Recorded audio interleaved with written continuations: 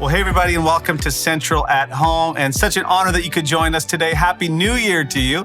And you picked a great week to be with us. We're kicking off a brand new series today, and so glad that you could join us wherever or however you're watching this. We're just so honored that you've decided to spend the next 45 minutes here with us.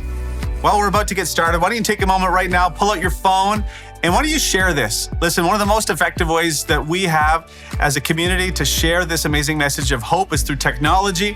We want to encourage you to do that. You could share this on whatever platform you find yourself on, whether that's YouTube or Facebook or Church Online. Why don't you help us spread this amazing message of hope that we have to a world that desperately needs it? Now, everything that we do happens because of your generosity, and so we want to thank you. You are such an incredibly generous church, and so many of you give sacrificially every single week, and so we want to thank you for that. And we also want to invite you, if you haven't yet partnered with us, you can do that by heading over to centralcc.ca/give, and you can set up a one-time gift or regular ongoing giving. Either way, everything that we do happens because of you, so thank you so much for partnering in advance with us. Hey, listen, today, why don't you take a moment to connect with God? I just believe He wants to meet you right here, right now, and I believe He wants to speak to your heart. He wants to encourage you that this year, there is hope for you. And so today, I want to encourage you to set some time aside just to allow God to meet you right here and right now. We also want to help you do that with others in our amazing community here at Central. There's 4 ways that you can do that. The first is by watching our Central at Home experience. You can connect in the comments. You can join a prayer window. We'd love to be able to pray with you and help you if we can. You can be a part of a group. We do also want to highlight something we're really excited about this year, our 21 days of prayer. And so those are coming up starting January 11th. That's a Monday. And all the details will be on the screen for that. You can also head over to centralcc.ca/connect. But we'd love for you to join with us in praying, believing for God to move and to work over 2021. So would you join us for the 21 days of prayer? Well, that's all for me. If you have any questions or you would like to get connected, make sure to head over to our website, centralcc.ca/connect, or you could text the word Central to 905-937-5610. Thanks for being with us. The moment you're waiting for is finally here. Our experience is about to begin, and it all starts right now.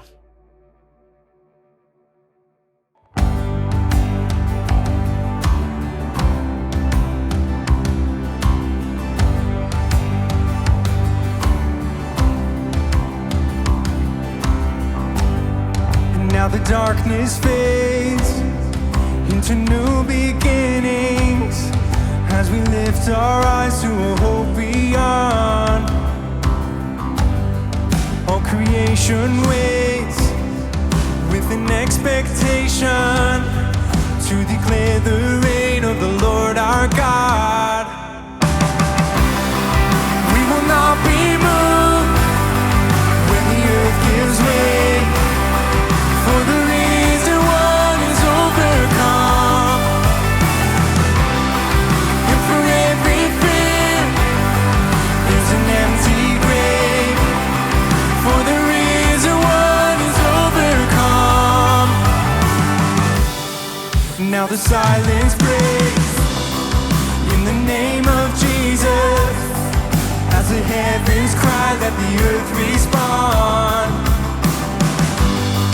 All creation shouts with the voice of triumph to declare the reign of the Lord our God. As you reign, we will not be moved when the earth gives way, for the risen one is overcome. And for every fear,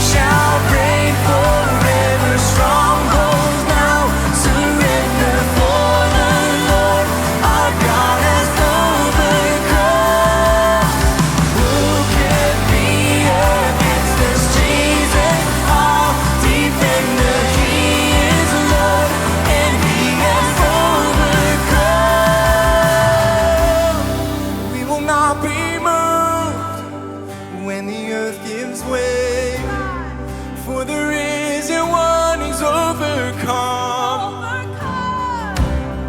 And for every fear, there's an empty grave, for the risen one is overcome.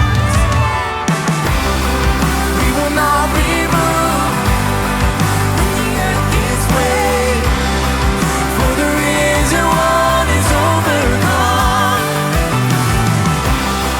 And for every fear, there's an empty grave, for the risen one is overcome.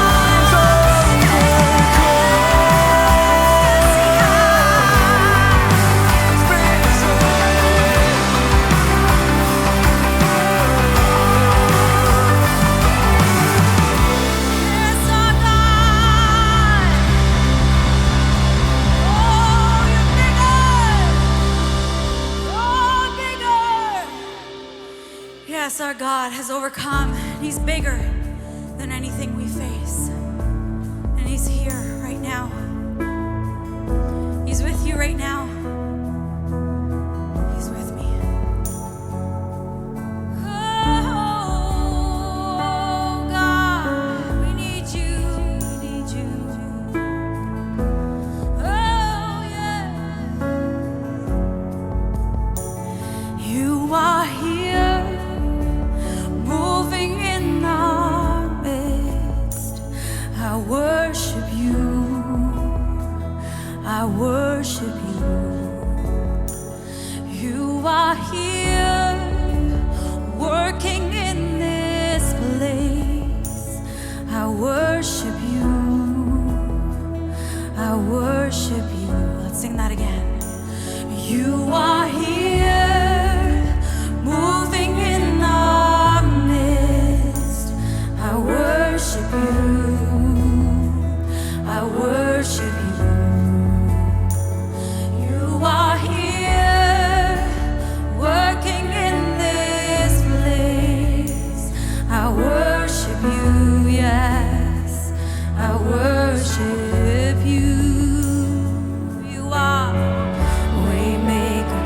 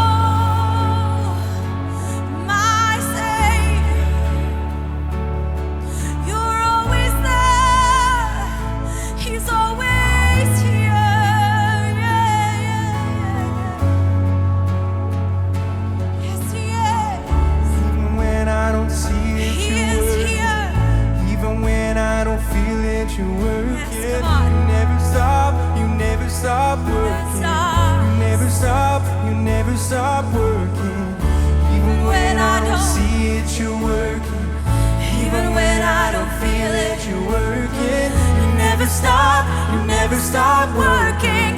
You never stop working. Even when I don't see it, you're working. Even when I don't feel it, you're working. You never stop working. You never stop working. Even when I don't see it, you're working. Even when I don't feel it, you're working. You never stop working. You never stop. Waymaker, miracle worker, promise keeper, light in the darkness. My God, that is who you are. Yeah.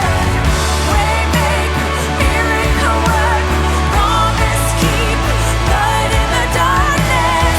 My God, that is who you are. Yes, you are. Yes, you are. Come on. Waymaker, miracle worker, promise keeper, light in the darkness. My God, that is who you are. Waymaker, miracle worker, promise keeper, light in the darkness. My God, that is who you are. That is who you are. That is who you are. That is who you are. That is who you are. That is who you are. That is who you are. That is who you are. That is who you are.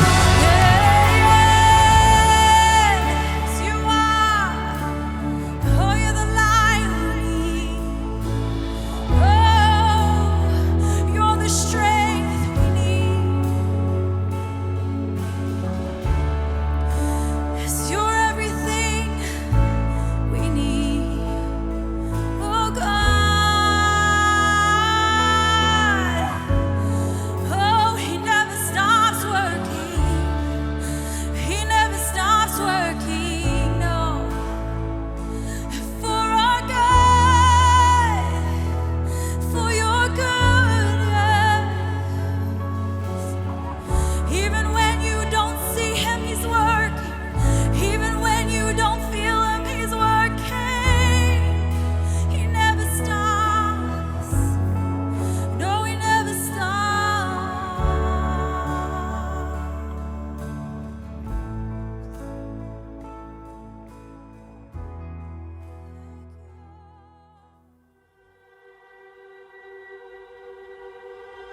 Dear 2020, We need to talk. I'm not sure how to say this, but this isn't working. I'm tired. I'm afraid. I've let you in and you've cost me everything. My dreams, my peace of mind, my sanity.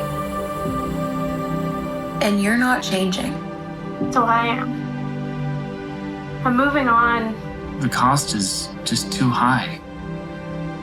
So I guess this is goodbye.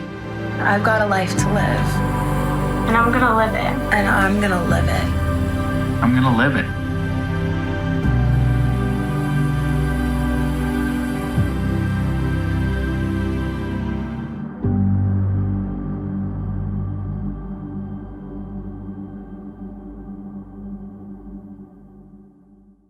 Well, Happy New Year. A new year always means new beginnings. I'm super excited about that. And if you have been watching all through 2020, you're a regular part of our church family and you make this a part of your regular week, thank you so much. It is such a great family to be a part of. And if you're just joining us for the very first time, maybe you joined us Christmas Eve online and now you're coming to check us out, thank you so much. I just realized that there are so many other things you could be doing and so many other places you could be right now, but you chose to be with us in this moment and invite us into your home, and I am truly grateful. So Happy New Year to you and all of you. May 2021 be the best year you've ever had, and I mean that sincerely. But I don't know if you're like me. Every new year is like the beginning, the opportunity to kind of revisit my past and to think about my future and what I need to change. And so maybe you're like me and you're like, you know what? I'm kind of done with 2020. I'm kind of done with the old me, the old experiences and circumstances, and I want something new. But maybe like me, you're also asking the question, well, how though? How do I get something new, something better in my life? And the answer is simply have a target to shoot for. Now, I know it sounds overly simplistic. When I was growing up, I went to a camp, and one of the things they offered was archery. And I thought that would be amazing. I mean, who doesn't want to shoot bows and arrows, right? And so I thought it'd be really easy. You just pick up a bow, shoot it at the arrow, and hit the target. Well, it's apparently, and it isn't easy at all. It was actually really difficult. I had to learn, first of all, how to pull the weight of that bow back. I had to learn how to set the arrow properly so it didn't, hit my fingers on the way out. I had to learn how to accommodate for the distance of the target and the wind speed, all of these factors. What I learned is to be effective in archery is actually kind of the same thing in life. You need focus and discipline. It's not enough just to see a target. You actually have to have focus and discipline to hit the target. So the question is, well, okay, what should I be shooting at then? Well, maybe the question isn't what, but rather who. What if you changed your language to who should I be rather than what I should accomplish? I mean, think about it this way. Who motivated and inspired you in your life? My guess is that there are some great people in your life. Maybe it was a parent, maybe it was a teacher, maybe it was a coach, maybe it was a friend, maybe it was a great historical figure, maybe it was a fantasy figure. I don't know, but there was someone in your life who you said, man, I want to be like that. And if I'm honest in my life, there have been people like that. My mom and dad, they taught me about what a good parent was like. When I had my kids, I wanted to be like them. I had a coach who believed in me, and I wanted to be a person like that who believed in others. I had friends who were there for me when no one else was, and I wanted to be like that. I wanted to be like them. And finally, I'm a follower of Christ. Why? Because I believe that Jesus is the best example of what love really looks like in this world that is so broken and hurting. He was the perfect example of how you could live in such a way that you weren't destroyed by it, but rather you conquered it. And I learned through him that love always wins. Now, the interesting thing about this is that I've tried to articulate this to a lot of my friends. And a lot of people will ask me, like, what do you really believe? And here's what I actually believe for you and for me. I believe, first and foremost, that you and I were created to make this world a better place. I just don't believe we're here by accident. I think we were created with purpose. Second, I honestly believe that love is the only thing that will do that. Love is the only thing that will make this world the place it should be. And finally, I follow Jesus because, in my opinion, he's just simply the best example. He is the target, the mark for what that really looks like. And so we need to know that when Jesus came at Christmas, it wasn't just to be a baby, and it wasn't just to live in existence. It was actually to teach. He came to teach us and model something for us. He came to literally save us. And maybe that's kind of a new idea for you. Like, well, save us from what? Well, that's found in the words that he would articulate over and over to people when he was walking on this earth. He would say these three words: come, follow me. Okay, come follow you where? Like, is it a location? No. It was a purpose. It was to follow him back to who you were created to be, really created to be. We read this in Matthew chapter 4, verse 18, where it says, as Jesus was walking beside the Sea of Galilee, he saw two brothers, Simon, called Peter, and his brother Andrew. So Simon and Andrew are just doing what most of us do. They're just trying to exist, make a decent living, take care of their family, not try to get into too much trouble, live a decent life. And so they were casting a net into the lake. Why? Because that's what they were. They were fishermen. And Jesus said these three transformative, powerful words that if you grab a hold of, I promise will make 2021 amazing. He said, come, follow me, and I will make you fish for people. And it says all at once, they left their nets and followed him. I remember the first time I tried out for an organized sport in high school. Having recently moved into the area, I was the outsider trying to break into an established system. I remember walking into the gym completely overwhelmed by what I had signed up for. I mean, the sight of the championship banners that covered the walls and the athletes who honestly all looked like they were 3 years older than me brought on both the sensation of nausea and wonder. I was overcome with the realization that, you know what? I was not good enough to even be in this space. I was too small, too slow, too awkward, and too afraid. And then it happened. Something that would literally set my trajectory toward one of the most rewarding seasons of my life. A large man with a very square jaw, his shirt stretched tight across his massive frame, disrupted my bewilderment by simply reaching out his hand and with a booming voice proclaiming, "I am Coach Simmons, welcome." You know, I really don't remember anything he said after that, just the invitation, "Welcome to this space."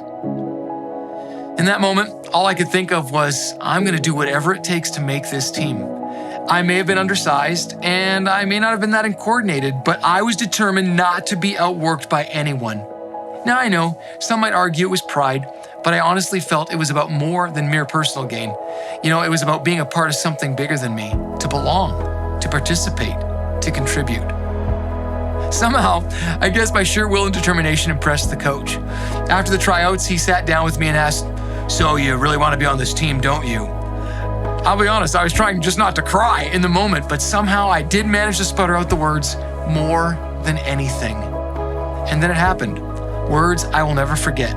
The coach said, "Well, I think there's a spot for you." Words aren't even adequate to express how overwhelmed I felt in that moment. I mean, I was accepted. I had purpose. I was on the team.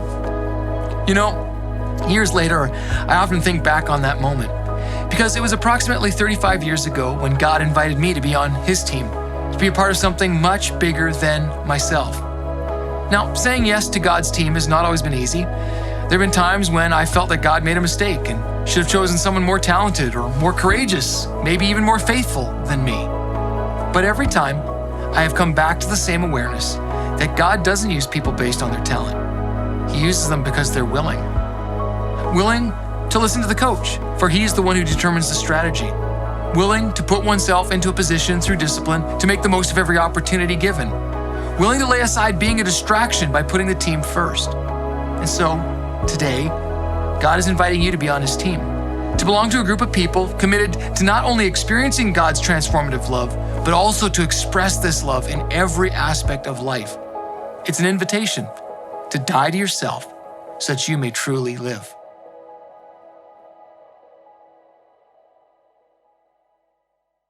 So, what is this invitation? Well, the invitation of Jesus, when he said, "Come follow me," is actually into a new way of living, a new way of thinking, a new way of speaking, a new way of acting. It was a call back to who we were designed to be.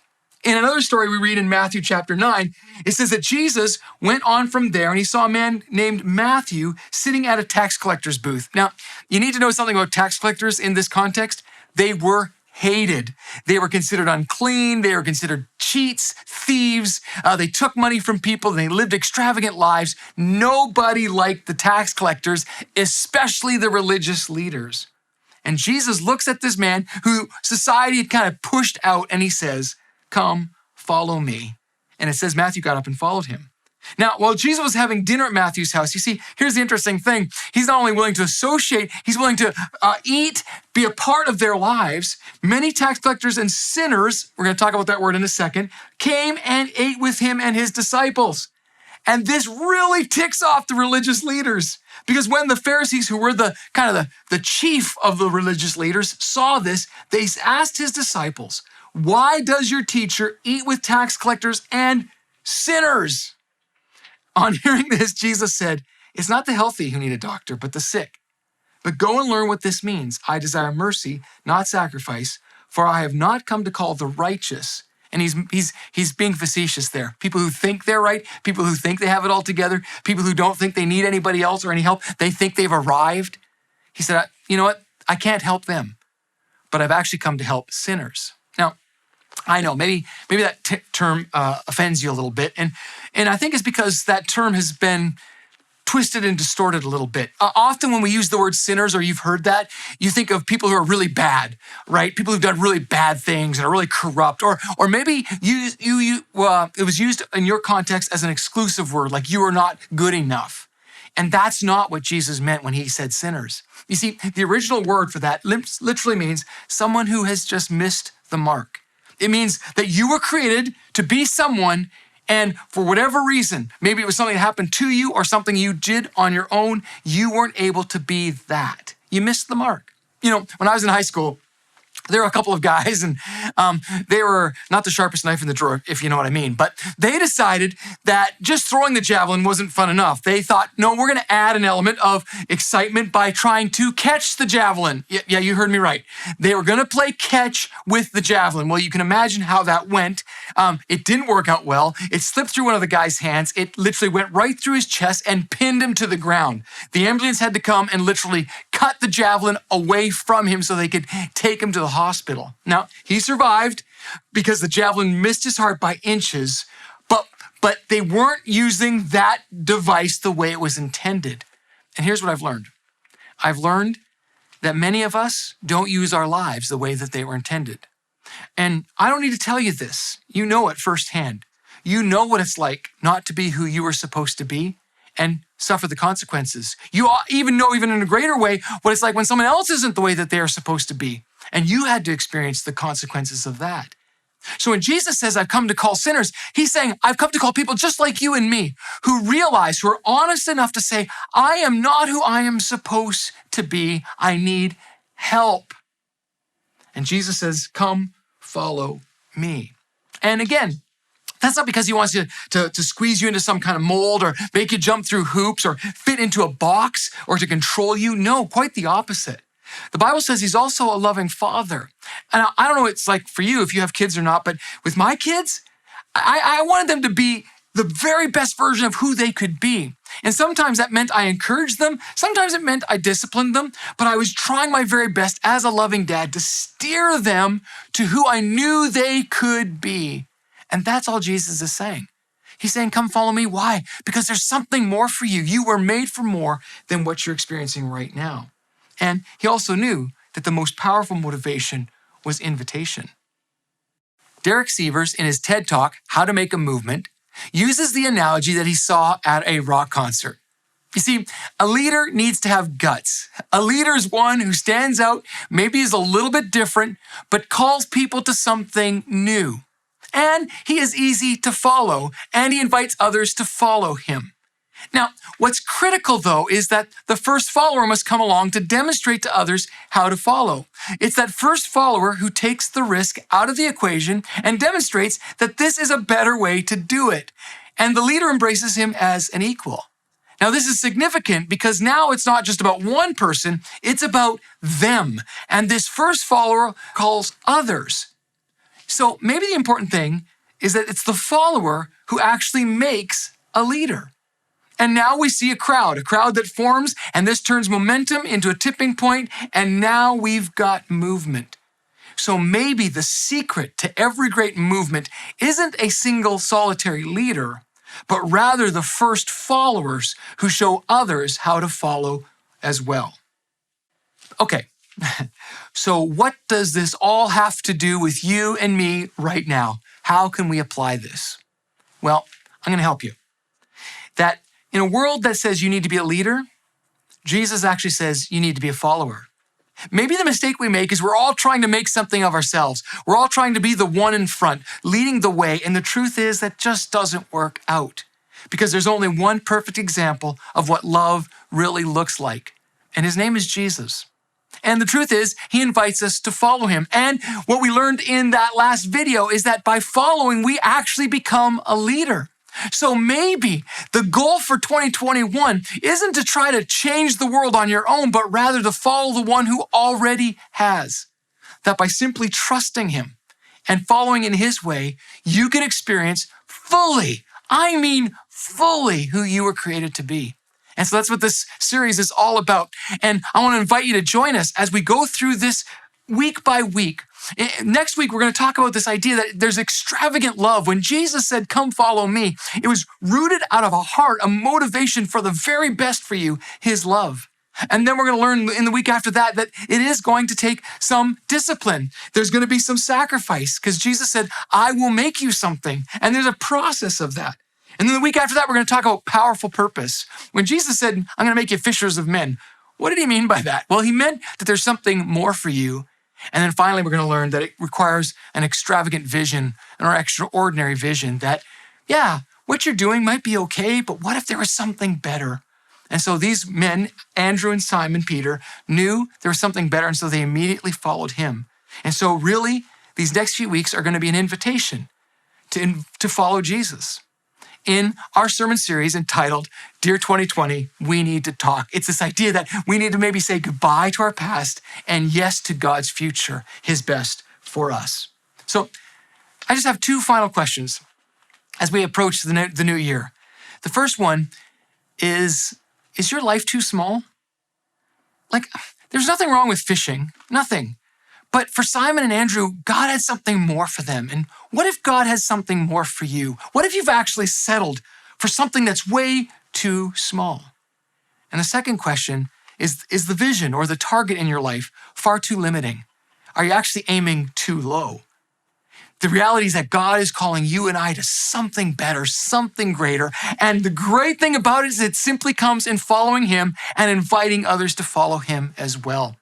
And so today, I want to close by giving you an opportunity to respond to what you've heard. Maybe you're here, and if you're honest, you realize you've missed the target, you've missed the mark. If you're honest in this moment, you are not fully who you should be, and you know that. Or maybe you've experienced the pain or the consequence of others, and it's hurt you, it's limited you, and today you want to shed your past and embrace something new, the best that God has for you. If that is you, I'm going to invite you to join me in a simple prayer. For some of you, this is going to be a refresher. You've prayed this before, but you need to pray it again today. And for others of you, this is going to be the very first time. But it's simply a prayer of invitation.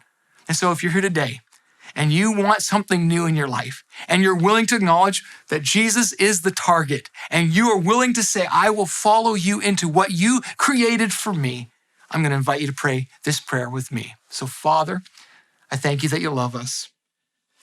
Jesus, I thank you that you came into this world to show us what love really does look like. And I acknowledge that I am a sinner. I have missed the mark. I just am not who I should be, sometimes in my thoughts, my words, my deeds. But I thank you that you are gracious and compassionate, and you call me back. You invite me back into a life that matters. You say, come follow me. And in that, it's not a condemnation or a restriction. It's actually an invitation into freedom and into liberty, into purpose. And so today, I acknowledge I need you. I acknowledge I have fallen short of who I was supposed to be, who you created me to be. And today, I am making a fresh commitment, maybe a new commitment, to follow you. God, I need your best, and I want to be who you made me. In this new year, help me to follow you. I pray in Jesus' name, amen. Well, what a great challenge today from our pastor, Pastor Bill. And I want to encourage you to take some time to reflect on some of the things that we've been able to talk about today, even as we reflect on 2020 and we move forward into 2021. Maybe today you need to engage with some of the discussion questions. I want to encourage you to do that with whoever you're watching this with. Take some time to just begin to think through this next year. How is God going to work and how is he going to move in your life? I want to encourage you to make space for that. And also we want to help you on that journey with others. Again, the ways that you could do that are through our Central at Home experience. You can join a group. Don't forget our 21 days of prayer coming up January 11th. It's going to be great. All the details are on our website. You can text the word Central to 905-937-5610 or head over to centralcc.ca. I hope you have an amazing week. We'll see you back here next week.